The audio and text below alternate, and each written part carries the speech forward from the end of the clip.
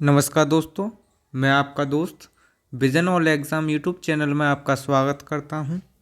आज SSC GD का ये दूसरा प्रैक्टिस सेट है और अब हम इसमें बहुत ही डिटेल में इसको देखेंगे।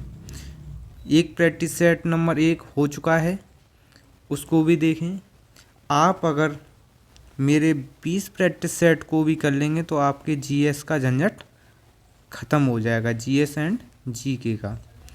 फिर उसके बाद आपको किसी भी किताब से, किसी भी नोटबुक से, कहीं से भी नहीं देखना है। ठीक है दोस्तों, मैंने इसमें बहुत ही डिटेल में, अगर क्वेश्चन है, क्वेश्चन तो इसमें 20 ही हैं, लेकिन उन क्वेश्चनों को इतना डिटेल में कराया है कि अगर उस क्वेश्चन से रिलेटेड अगर ज़िंदगी में कभी भी क्वेश्चन आएगा तो आपका गलत नहीं होगा।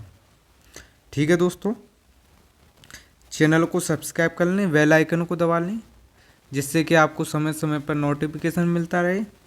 और दोस्तों, अगर इसका पैटर्न देखें तो जीके से, यानी जो जीके जीएस से 20 क्वेश्चन आएंगे, 20 क्वेश्चन आएंगे रीजनिंग से, 20 क्वेश्चन आएंगे गणित से, और 20 क्वेश्चन आएंगे आप अगर हिंदी चॉइस करते हैं तो हिंदी, और इंग्लिश करते हैं तो इंग्लिश। और टोटल क्वेश्चन आएंगे कितने, 80, और नंबर कितने का रहेगा, 160 का, और 60 मिनट का। चलिए, पहला क्वेश्चन है, आपको 30 सेकंड मिलते हैं, आप इसको हल करने की कोशिश करें। जैसे पहला क्वेश्चन है, अकबर का मकबरा निम्नलिखित किस स्थान पर अवस्थित है। इसके ऑप्शन है सिकंदरा है, आगरा है, फतेहपुर सीकरी है और इलाहाबाद है। आपको 30 सेकंड मिलते हैं, आप कर सकते हैं। आपको बता दूं, जो अकबर का मकबरा है, इसको अकबर ने बनवाना शुरू किया था। क्या? जो अकबर का मकबरा है उसको बनवाना किसने शुरू किया? अकबर ने। लेकिन अकबर की मृत्यु के बाद उसका पुत्र जहांगीर ने उसको पूर्ण करवाया था। किसने? जहांगीर ने उसको पूर्ण करवाया था, बनवाया था। और जो अकबर का मकबरा है वो कहाँ पर है? सिकंदरा में है दोस्तों। कहाँ पर? सिकंदरा में। और वो भी कहाँ? ये सिकंदरा कहाँ पर है? ये है आगरा में। कहाँ पर है दोस्तों? आगरा में है सिकंदरा, यहाँ पे। और ये मकबरा हिंदू, इस्लामिक, बौद्ध, जैन कला का अनूठा एक वो है उदाहरण। कौन कौन सी कला? हिंदू, इस्लामिक, बौद्ध, जैन कला का एक अनूठा उदाहरण है।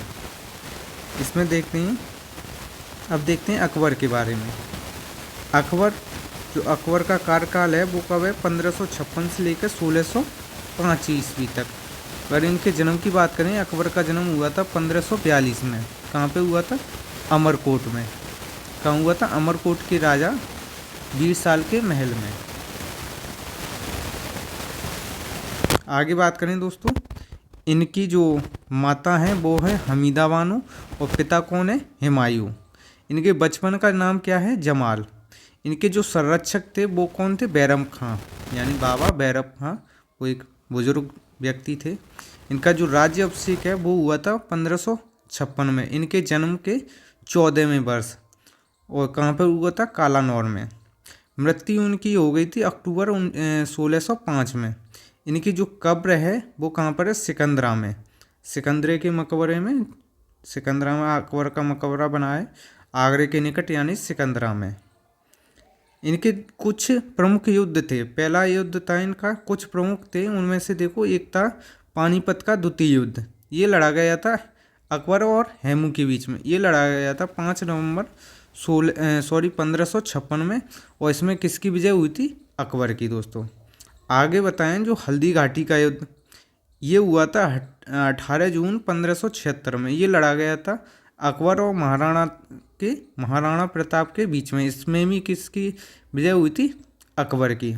मैंने इसमें क्या किया है, अकबर से रिलेटेड जितना भी है, जितना क्वेश्चन बन सकते हैं, सारा कुछ एक ही में कर दिया है।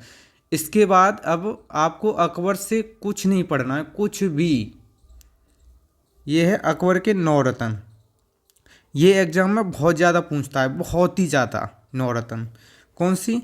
फैजी, तानसेन, बीरबल, टोडरमल, राजा मान सिंह, अब्दुल रहीम खाने खाना, और फ़कीर अजीउद्दीन, मुल्ला दी प्याजा और अबुल फजल। ये जो 9 रत्न हैं, ये एग्जाम में बहुत ही ज़्यादा पूछे जाते हैं दोस्तों। इनको आप रट लें एक तरह से। एक भी नहीं छूटना चाहिए 9 में से। आगे बताएं इनके कुछ प्रमुख कार्य हैं, ये भी एग्जाम में छपते हैं। जो अकबर के प्रमुख कार्य हैं वो छपते हैं। जैसे दास प्रथा का अंत 1562 में किया था, ये बहुत पूछता है। तीर्थ यात्रा कर समाप्ति 1563, ये भी बहुत पूछता है। जजिया कर की जो समाप्ति 1564 में। जो राजधानी थी आगरा से कहाँ पहुँचा दी, फतेहपुर सीकरी, ये कब 1571 में, ये भी पूछता है। इबादत खाना का निर्माण 1575 में। इबादत खाने का द्वार सभी धर्मों के लिए खोल दिया गया कब, 1578 में। और मजहर की घोषणा ये 1579 में। इबादत खाना बंद हो गया कब, 1582 में। दीन इलाही एक धर्म स्टार्ट किया था, वो कब, 1582 में। मैंने कुछ भी नहीं छोड़ा अकबर से। अब आप अगर अकबर से कोई भी क्वेश्चन आएगा तो आप बना देंगे। अगला क्वेश्चन है, कौन सा वेद धार्मिक अनुष्ठानों से संबंध रखता है। इसके लिए आपको 30 सेकंड मिलते हैं, इसको देखें, तब तक बताते हैं। इसका आंसर है यजुर्वेद। आपको बता दूं, यजुर्वेद है, यजुर्वेद वो यूजस शब्द से बना है। और यूजस शब्द का मतलब क्या है, यज्ञ। क्या है, यज्ञ। ठीक है दोस्तों, यज्ञ। यज्ञ जो यजुर्वेद है, इसमें क्या मिलता है, यज्ञ कर्मकांड का उल्लेख मिलता है। इसमें जो भी लिखा है वो पद्य गद्य दोनों में लिखे हैं। जो मंत्र है वो किसमें, पद्य गद्य दोनों में लिखे हुए हैं। उसमें 40 अध्याय हैं। इसमें जो यजुर्वेद है, यजुर्वेद वो उत्तर भारत और दक्षिण भारत में, उत्तर भारत में इसको शुल्क यजुर्वेद कहते हैं और दक्षिण भारत में कृष्ण यजुर्वेद कहते हैं। आगे बात करें, वेद कुल कितने वेद हैं, 4। कौन से हैं, 4, ऋग्वेद, सामवेद, यजुर्वेद और अथर्ववेद। कितने हैं, 4 हैं। संकलनकर्ता कौन था, महर्षि कृष्ण, द्वैपायन वेद व्यास। सबसे प्राचीनतम वेद कौन सा है, ऋग्वेद। ऋग्वेद में कितने मंडल हैं, 10 मंडल हैं। उसमें से सबसे प्राचीनतम कौन सा है, ऋग्वेद है। और प्राचीनतम मंडल है 2 से लेकर 7 के बीच में, और बाकी के सारे नए बने हैं। और वेद त्रयी में कितने वेद है, ऋग्वेद, सामवेद, यजुर्वेद। ये बहुत ही ज़्यादा क्वेश्चन पूछता है दोस्तों कि वेद त्रयी में कितने वेद हैं। आगे बात करूँ, ऋग्वैदिक कालीन सबसे महत्वपूर्ण देवता कौन है, इंद्र। उसके बाद अग्नि, जो इंद्र हैं उनके लिए कितने सूक्त हैं, यानी 250 ऋग्वैदिक। और आगे बात करें, वैदिक आर्यों की भाषा कौन सी थी, इनकी संस्कृत। बौग्ज कोई अवलेख में उल्लिखित वैदिक देवता कौन है, इंद्र हैं, वरुण हैं, मित्र, नासत्य हैं। इनको भी देख लें। अब मैंने वैदिक पूरा कर लिया है, वैदिक इसमें कुछ नहीं छोड़ा है। जैसे वैदिक कालीन जो भी नदियाँ हैं, जैसे झेलम, झेलम का क्या नाम है, वितिस्ता। चिनाब का अश्कनी, रावी का परशुनी, ब्यास का विपासा, सतलुज का शतुद्री, गंडक का सदानीरा, काबुल का कुंभा, ये अफगानिस्तान में बहती थी।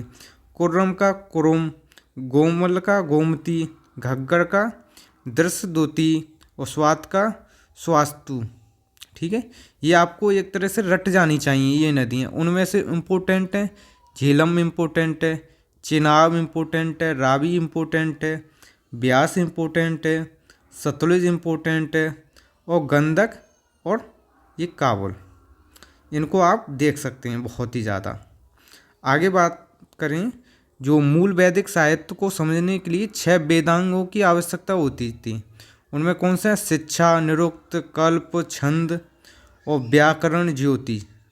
ये 6 हैं, इनको भी आप देख लें। कितने हैं, मूल वैदिक साहित्य को समझने के लिए 6 वेदांग हैं, शिक्षा, निरुक्त, कल्प, छंद, व्याकरण, ज्योतिषी।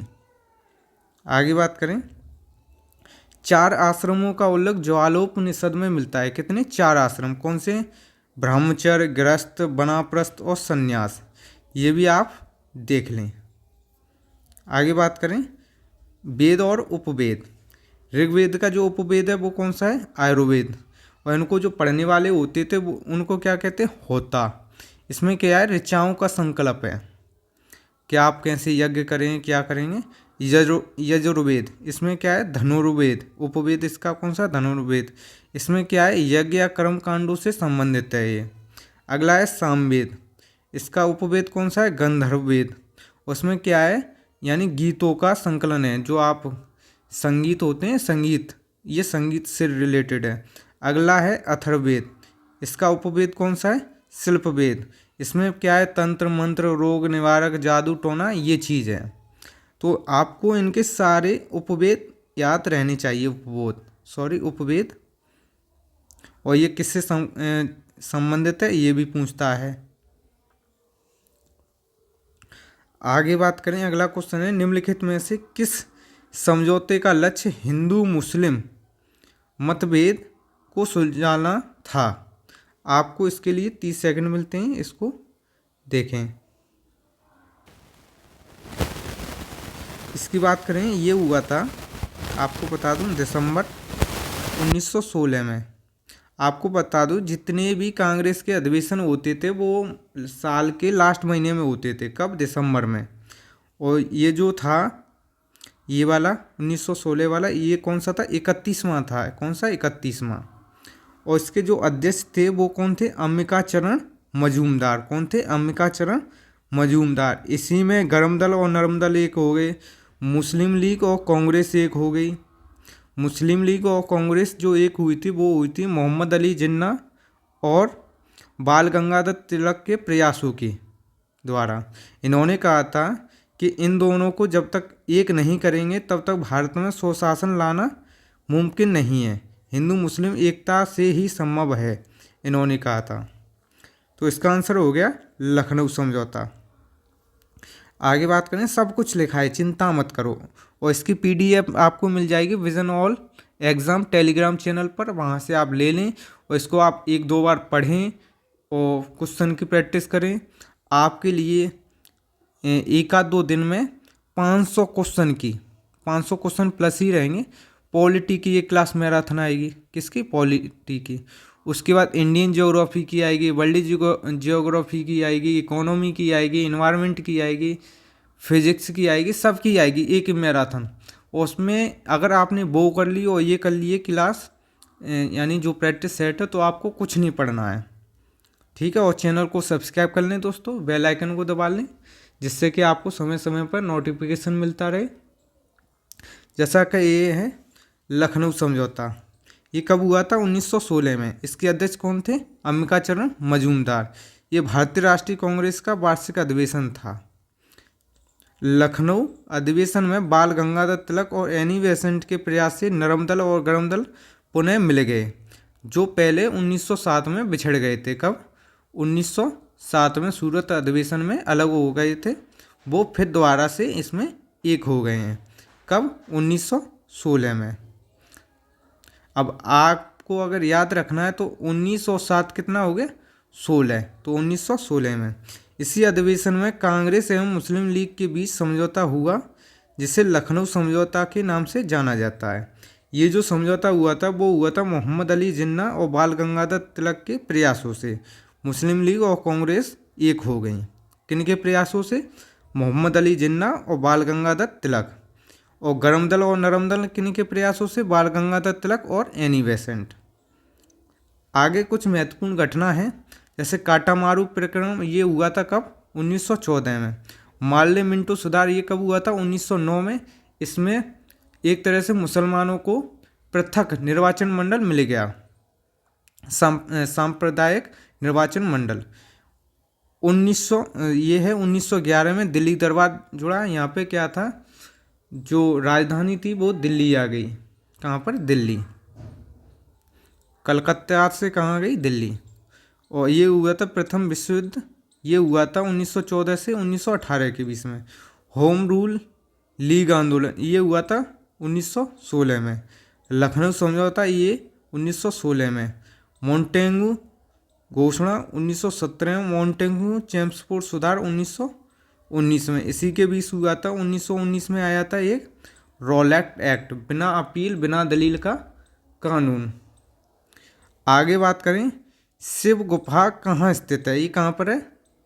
आपको थोड़ा समय मिलता है, 30 सेकंड, इसको कोशिश करें और चैनल को सब्सक्राइब कर लें, जिससे कि बेल आइकन दबा लें, जिससे कि आपको समय समय पर नोटिफिकेशन मिलता रहे। इसका आंसर है दोस्तों एलिफेंटा गुफा। कौन सा है दोस्तों? एलिफेंटा की गुफा। इसमें देखते हैं शिव गुफा, जो शिव गुफा हैं वो कहाँ पर है? एलिफेंटा की गुफाओं में स्थित हैं। एलिफेंटा की गुफा कहाँ पर है? महाराष्ट्र में है। ये पौराणिक यानी प्राचीन देवताओं की अत्यंत भव्य मूर्तियों के लिए प्रसिद्ध है। इन मूर्तियों में शिव की मूर्ति सबसे महत्वपूर्ण है या सबसे लोकप्रिय है। एलिफेंटा की गुफाएं 7 गुफाओं का सम्मिश्रण है, जिनमें से सबसे महत्वपूर्ण गुफा शिव मूर्ति गुफा है। इसका निर्माण राष्ट्रकूटों ने करवाया था। आगे अगला क्वेश्चन, जुलाई 2022 के दौरान देश का पहला ग्रीन हाइड्रोजन प्रोजेक्ट कहाँ लगाने की घोषणा हुई है? ये कहाँ पर हुई है? मथुरा में। आगे बात करें, उत्तर प्रदेश की संसदीय सीटों की संख्या कितनी है, यानी राज्यसभा में कितनी है? आपको 30 सेकंड मिलती हैं, तब तक हम राज्यसभा का ऑपरेशन करते हैं। राज्यसभा, बस सुनते रहें, आगे सब कुछ लिखा है, सब कुछ, बस सुनते रहें। एक बार आपको सुना दे रहे हैं। जो राज्यसभा है, राज्यसभा का उल्लेख आर्टिकल 80 में है। इसके जो मैक्सिमम सदस्य हो सकते हैं वो कितने, यानी अधिकतम वो कितने हो सकते हैं? 250, यानी 250। और 250 में से 12 सदस्य होंगे मनोनीत। वो कहाँ से होंगे? कला, विज्ञान, सामाजिक सेवा और साहित्य के क्षेत्र से। ये मनोनीत कौन करेगा? राष्ट्रपति। और 238 सदस्य राज्य और संघ शासित प्रदेशों से आएंगे। और जो वर्तमान में है 245 सदस्य हैं, उनमें से 12 मनोनीत हैं और 233 संघ शासित प्रदेश एवं राज्यों से निर्वाचित हैं। जो इसमें सदस्य की निर्वाचन की उम्र होनी चाहिए वो कितनी होती? 30 वर्ष मिनिमम।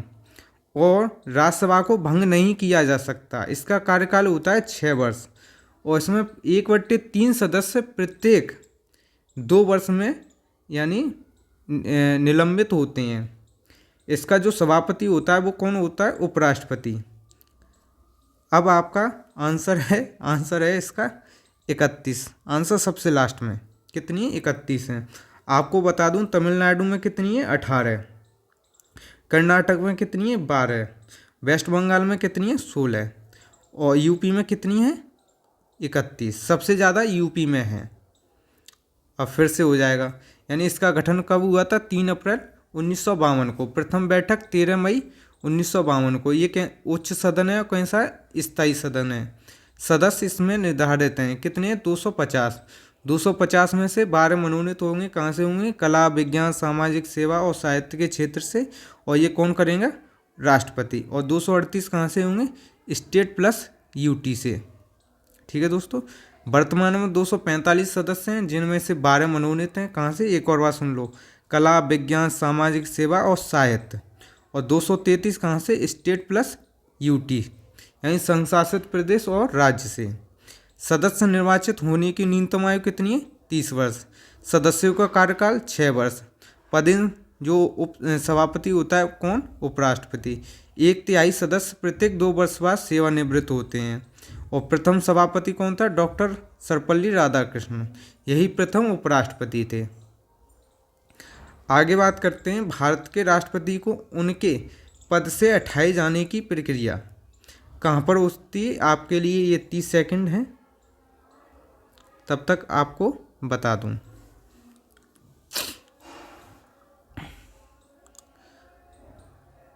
अब आपको आंसर ही बताना पड़ेगा, तभी इसका ऑपरेशन होगा। इसका आंसर है संसद। आप अपना चेक कर लें, इतनी देर में हो जाता है चेक कि आपको पता है कि नहीं। इसमें बता दूं संसद।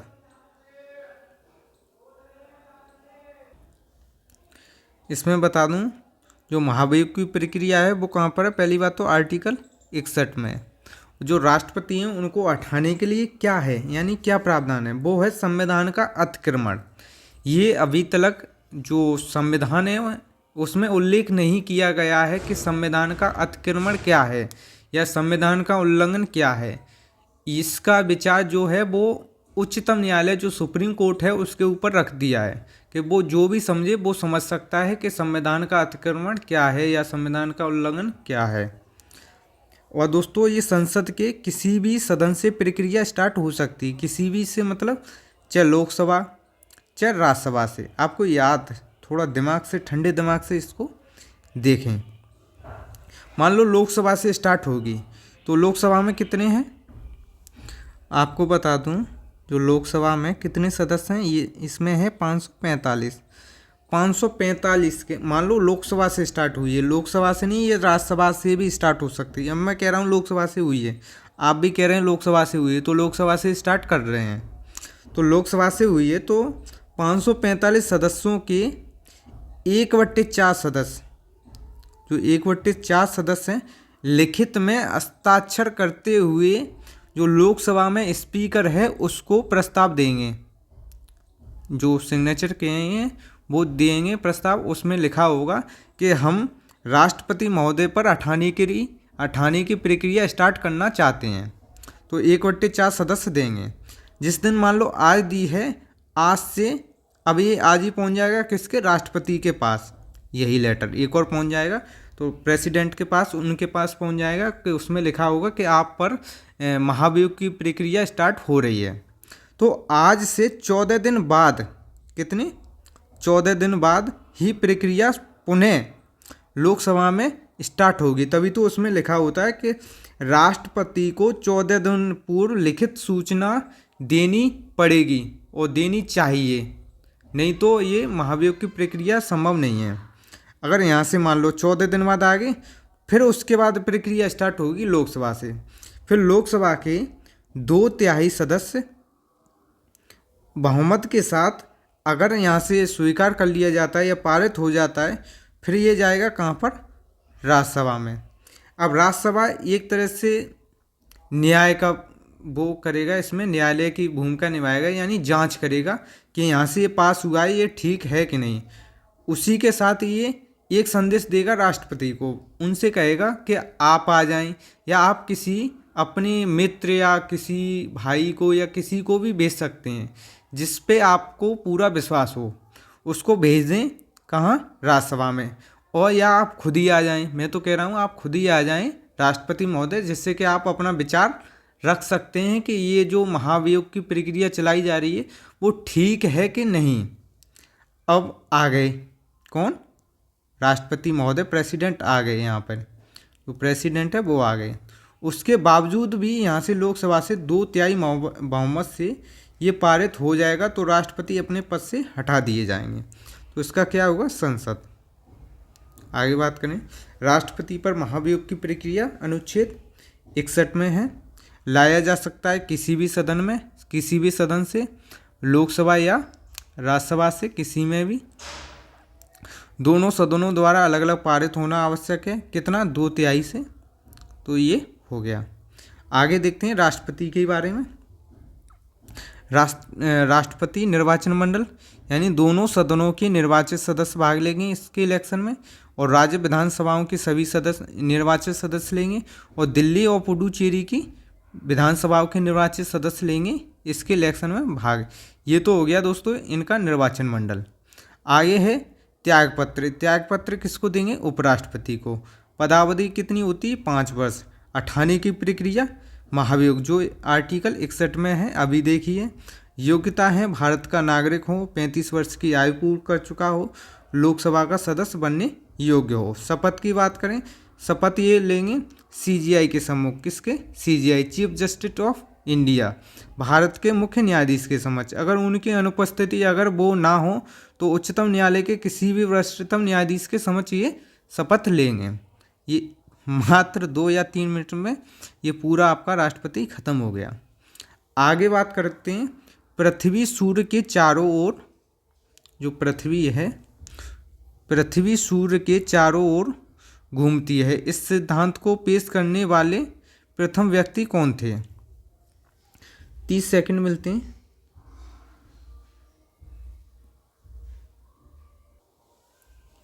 उससे पहले मैं आपको बता दूं, एक साइंटिस्ट थे टॉलमी। कौन थे, टॉलमी।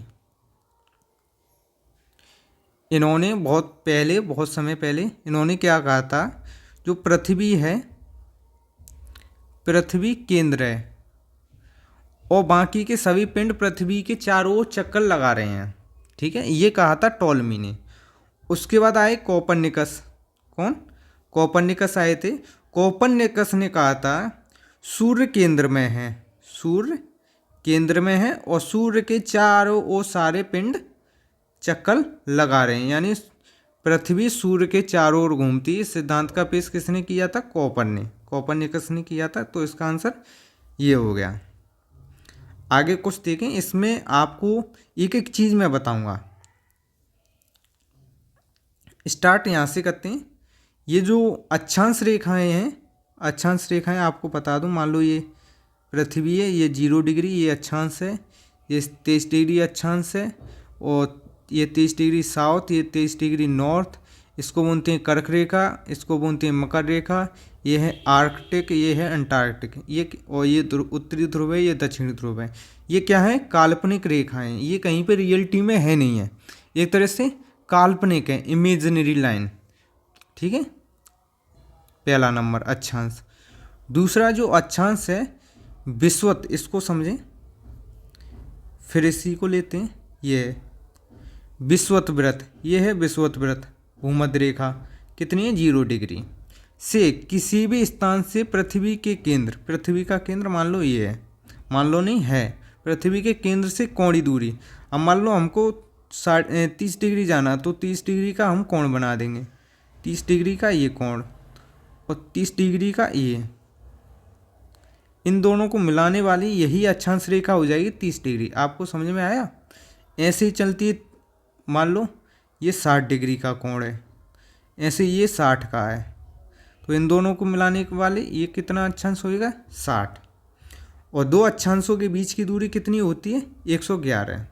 कुल अक्षांशों की संख्या कितनी है? 179। इसको भी बता दें, ये 0 डिग्री है, ऊपर कितने हैं? 90 अक्षांश नॉर्थ, नीचे कितने? 90 अक्षांश साउथ। ये है कर्क रेखा, सॉरी मकर रेखा, ये कर्क रेखा, ये आर्कटिक वृत्त, ये है अंटार्कटिक। और ऊपर कितने? 90। ये हैं, ये कोई रेखा नहीं है, ये खाली पॉइंट हैं। 90 90 कितने हो गए? 180। और प्लस ये कॉमन है 0, कितना हो गया? प्लस 1 181। और ये दोनों घट जाएंगे। ये क्या है? पॉइंट हैं, बिंदु हैं, कोई रेखा नहीं है। -2 कर देंगे तो कितना आ जाएगा? 179। ठीक है, आगे बात करें पृथ्वी के ताप कटबंधी। ये 0 डिग्री है, ठीक है, विषुवत रेखा। ये है कर्क रेखा, ये है मकर रेखा। इन दोनों का जो भी क्षेत्र होता है इसी को क्या बोलते हैं? उष्ण कटिबंधी, क्योंकि यहाँ पे टेम्परेचर वर्ष भर अधिक रहता है। 23.5 डिग्री नॉर्थ से लेकर 23.5 डिग्री साउथ, इसको बोलते हैं कर्क रेखा, इसको बोलते हैं मकर रेखा। ये है 66.5 डिग्री नॉर्थ, ये है 66.5 डिग्री साउथ, इसको बोलते हैं, इस रेखा को आर्कटिक सर्कल यानी उत्तरी ध्रुव व्रत, इसको बोलते हैं दक्षिणी ध्रुव व्रत। इस क्षेत्र को बोलते हैं शीतोष्ण कटिबंधी, इसको क्या बोलते हैं? शीतोष्ण कटिबंधी, इसको बोलते हैं शीत कटिबंधी। ऊपर है ये उत्तरी ध्रुव, ये दक्षिणी ध्रुव। ठीक है दोस्तों, ये हो गया।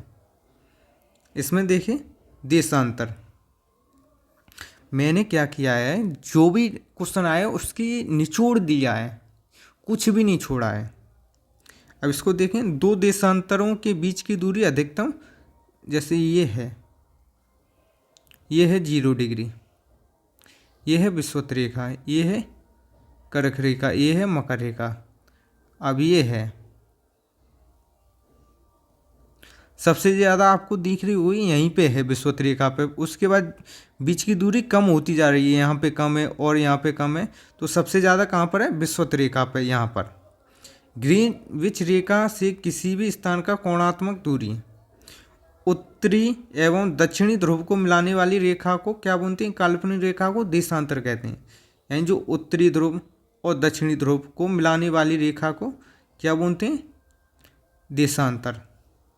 इनकी लंबाई सब जगह बराबर रहती है। कुल देशांतर 360 हैं। अब 360 ऐसे हैं कि आपको पता है ये 0 है, फिर 180 इधर रहेंगे, 180 इधर और 180 इधर, तो कितने हो जाएंगे? 180 180 360 और प्लस 1 ये वाला जीरो वाला कितने हो जाएंगे 361। आपको बता दो जो पीछे ये 180 ये है, ये वाला ईस्ट है, ये वाला वेस्ट है, ये एक ही लाइन है, तो माइनस इसमें से एक ही जुड़ेगा, एक कम हो जाएगा, इस वजह से कितने हैं 360 है। दो देशांतरों के बीच की दूरी को क्या बोलते हैं गोरे। जो है ये दूरी है इसको क्या बोलते हैं गोरे। दो देशांतर के बीच की दूरी इसको गोरे बोलते हैं। 0 डिग्री देशांतर प्रधान यामोत्तर कहलाती है GMT। दो देशांतर रेखाओं के बीच न्यूनतम दूरी कहाँ पर होती है ध्रुव पर और अधिकतम विषुवत रेखा पर। आगे बात कर ले। अगला क्वेश्चन है पुर्तगाल की राजधानी क्या है। 30 सेकंड मिलती हैं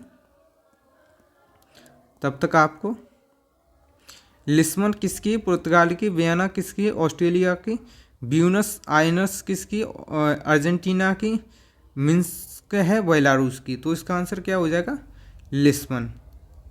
आपको लगो 20-25 मैं किसी क्लास में करा दूंगा, आपको लगो 20 राजधानी याद होनी चाहिए जिससे कि आपका क्वेश्चन लग जाए। मात्र 20 होनी चाहिए। अगली क्लास में क्या पता मैं इसको ले लूँ।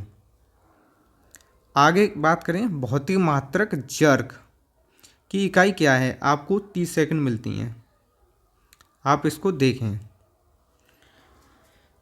तब तक मैं इसमें पूरा कंसेप्ट लगा दूं। सबसे पहले आपको दूरी और विस्थापन में अंतर पता रहना चाहिए। दूरी की बात करूं, जैसे मान लो मैं यूँ गया और यूँ गया, मान लो 5 ऐसे गया, 4 ऐसे गया या 3 ऐसे गया, 4 ऐसे गया।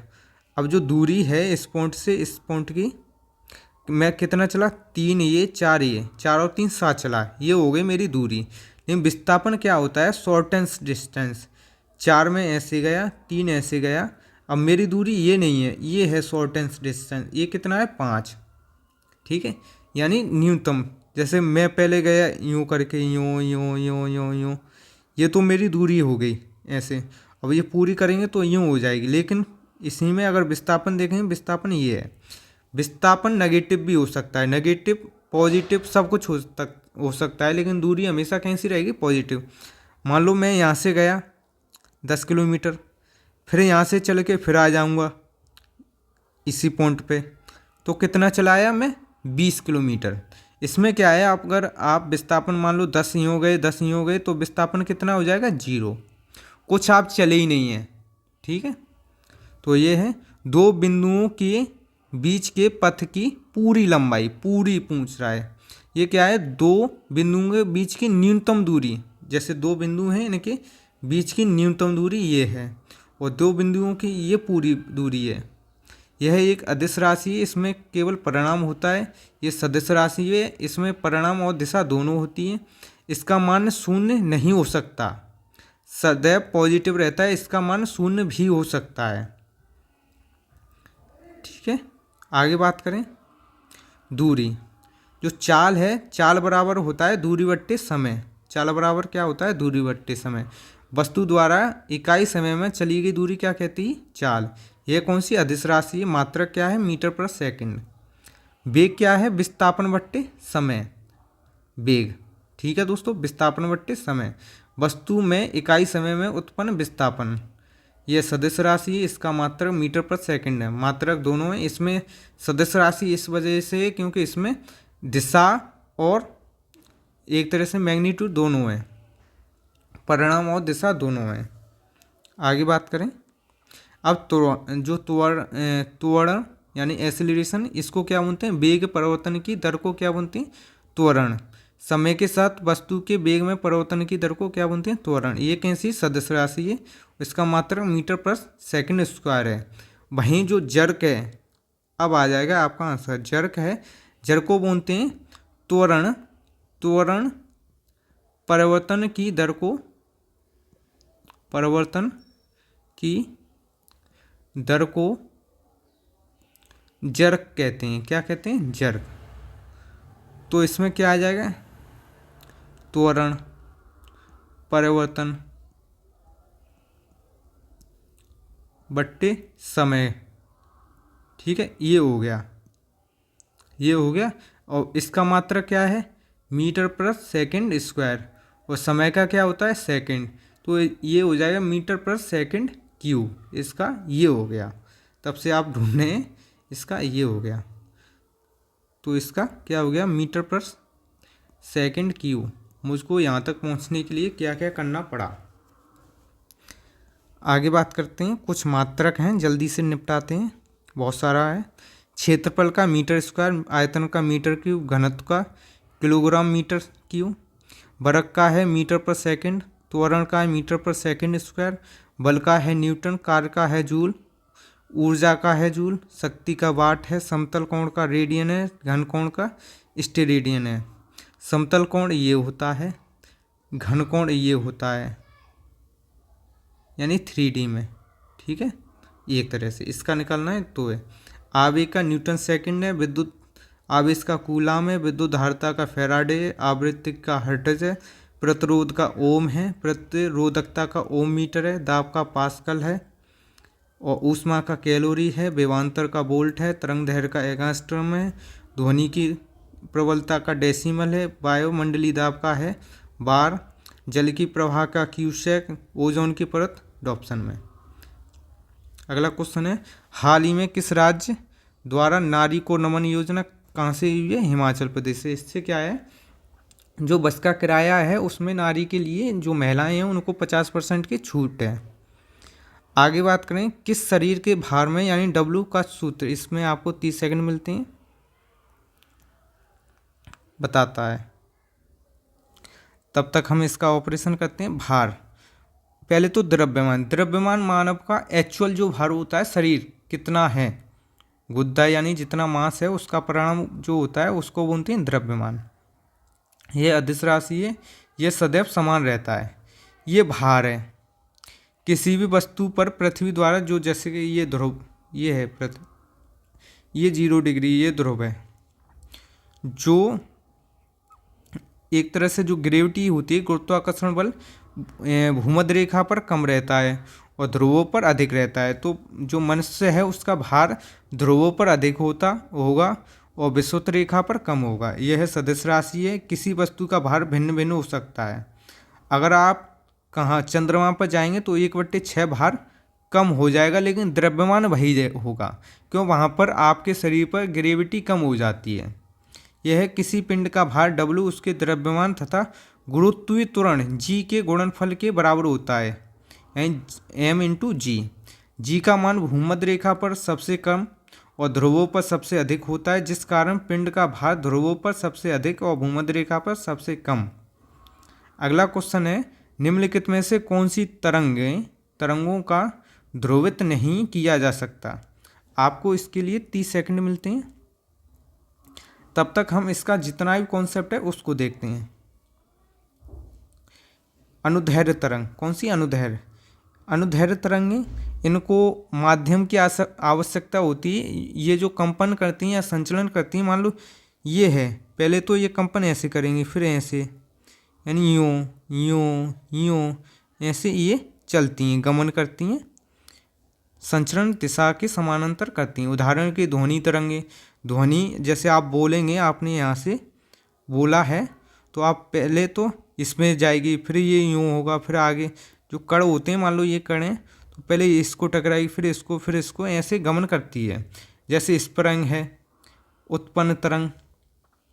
आगे अनुप्रस्थ तरंग, इनमें माध्यम की आवश्यकता नहीं है होती। माध्यम के कण का कंपन तरंग के संचरण के लंबवत, ये ऐसे होता है, संगर्त, ठीक है। जैसे रस्सी द्वारा उत्पन्न, ऐसे ही तो होती है रस्सी। पानी में उत्पन्न तरंग। ध्वनि कैसी है? अनुदैर्घ्य तरंग है, उसको माध्यम की जरूरत होती है। सामान्यतः वायु की चाल कितनी होती है? 330 मीटर पर सेकंड। संचरण के लिए माध्यम की आवश्यकता होती है। ठोस में गति अधिकतम होती है, मात्रक डेसिमल होता है। आर्द्रता बढ़ने पर गति भी बढ़ती है ध्वनि की। आगे बात करें ध्वनि तरंगों की आवृत्ति, जैसे अब श्रव्य तरंगें होती हैं जो 20 हर्ट्ज से कम होती हैं। श्रव्य तरंगें होती हैं जो 20 से 20,000 हर्ट्ज तक रहती हैं। पराश्रव्य तरंगें होती हैं जो 20,000 हर्ट्ज से अधिक होती हैं।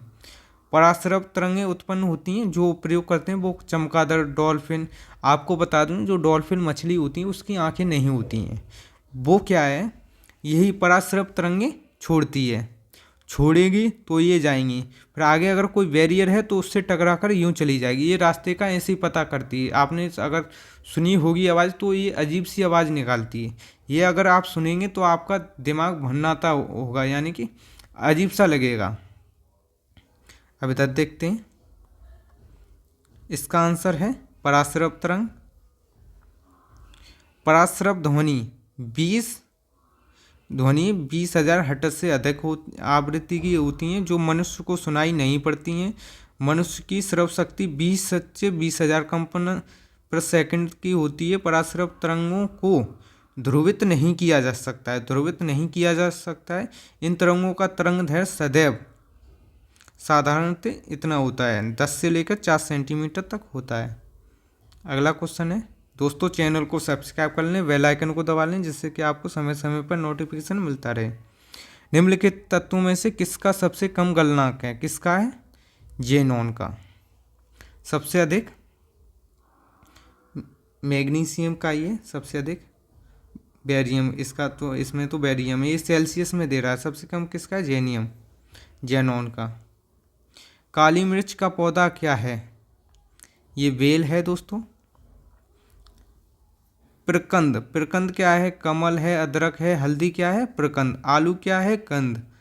अरबी, कचालू, जिमीकंद, केसर, ये क्या है? घनकंद। सलकंद क्या है? प्याज और लहसुन क्या है? सलकंद। ऊपरी भूस्तरीय, ये क्या है? घास। स्ट्रॉबेरी और गुलदाउदी, पुदीना, ये क्या है? ऊपरी भूस्तरीय। भूस्तरीय क्या है? अरबी। स्तंभ प्रस्थान क्या है? अंगूर। स्तंभ कंटक क्या है? नींबू और ककरौंदा। आगे बात करें, महात्मा गांधी की राम राज्य की संकल्पना से क्या समझते हैं? आपको 30 सेकंड मिलती हैं, आप इसका क्वेश्चन देखें, तब तक इसमें गांधी जी समाप्त करते हैं। गांधी जी का जन्म 2 अक्टूबर 1869 को गुजरात में पोरबंदर में हुआ था। इनके पिता करमचंद गांधी, माता पुतलीबाई। इनके पिता पोरबंदर बंकानेर के राजकोट के दीवान थे। 1883 ईस्वी में 13 वर्ष की आयु में गांधी जी का विवाह हो गया कस्तूरबा गांधी के साथ। गांधी जी ने 1879 से 1891 तक इंग्लैंड में कानून की पढ़ाई की। गांधी जी 1893 ईस्वी में गुजराती व्यापारी दादा अब्दुल्ला का मुकदमा लड़ने के लिए दक्षिण अफ्रीका डरबन गए थे। गांधी अफ्रीका में लगभग 21 वर्ष तक रहे। वे 9 जनवरी 1915 को दक्षिण अफ्रीका से भारत लौटे। गोपाल कृष्ण गोखले गांधी जी के राजनीतिक गुरु थे। गांधी जी 1917 में अहमदाबाद में साबरमती आश्रम के निकट साबरमती आश्रम की स्थापना करी, साबरमती नदी के किनारे। The story of my experiment with truth, ये किसकी? गांधी जी की आत्मकथा है। गांधी जी द्वारा प्रकाशित पुस्तक पत्रिका हिंद स्वराज, यंग इंडिया, नवजीवन, हरिजन, इंडियन ओपिनियन। 30 जनवरी 1948 को नाथूराम गॉडसे ने गांधी जी की हत्या कर दी। गांधी जी अफ्रीका में नटाल इंडिया कांग्रेस की स्थापना 1994 में अफ्रीका में की थी। फिनिक्स आश्रम की स्थापना 1904 में अफ्रीका में की थी। दक्षिण अफ्रीका में टॉलस्टॉय फर्म की 1907 में जोहान्सबर्ग में स्थापना की थी। इंडियन ओपिनियन पत्र की 1903 में स्थापना की थी। ये आपको मैं इतनी जल्दी, बहुत सारा समय हो गया है, आप इसको देख सकते हैं आराम से। 1917 में राजकुमार शुक्ल के आग्रह पर गांधी जी चंपारण गए। गांधी जी ने यहाँ पर नील की खेती की और 3 कठिया पद्धति के विरुद्ध सत्याग्रह चलाया। आगे बात करें गांधी जी का प्रथम सविनय अवज्ञा आंदोलन कौन सा था? चंपारण, लेकिन ये लोकल लेवल पे था। अगला था अहमदाबाद मिल हड़ताल, ये 1918 में थी, ये प्रथम भूख हड़ताल थी। खेरा आंदोलन, ये प्रथम असहयोग आंदोलन था। तो इसका आंसर क्या होगा? राज्य भीन समाज। अब गांधी जी पूरा समाप्त हो गया।